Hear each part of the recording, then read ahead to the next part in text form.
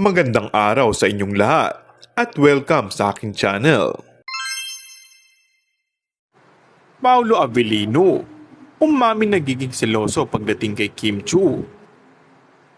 Matapos ma-blind item noon, ang panliligaw ng isang mayamang aktor at pagkakaroon ng interes sa kapamilya aktres sa si Kim Chiu.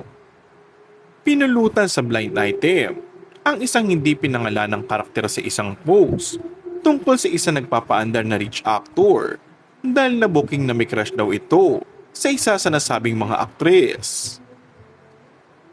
Lumabas ang pangalan ni Jake Ejercito sa blind item dahil sa comment ng mga netizens. Sa interview ng Kim Pao, unina Kim Chiu at Paolo Avellino ngayong araw para sa Kapamilya Caravan sa Dubai ay napag-usapan kung may pinagseselosa ng aktor sa dalaga. Natatawang ang ibinuking na meron dahil seloso umano si Paolo. Tila natahimik naman ng aktor at tanggap ang mga ibinuking ni Kim sa mga fans. Isa sa mga komento ng mga netizens ay may initial na J ba ito? Ngunit nagtinginan lamang ang dalawa.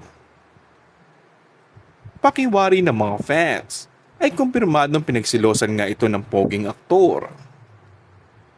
Maaalalang naibalita din noon ang pagsiselos nito sa sikat na searchy na si Attorney Oliver na umamin na may paghanga sa aktres na si Kim Chiu.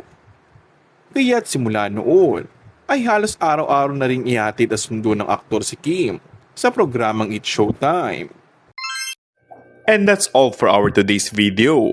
Kung bago ka lang sa aking channel ay mag-subscribe at pindutin na rin ang notification bell. Maraming salamat!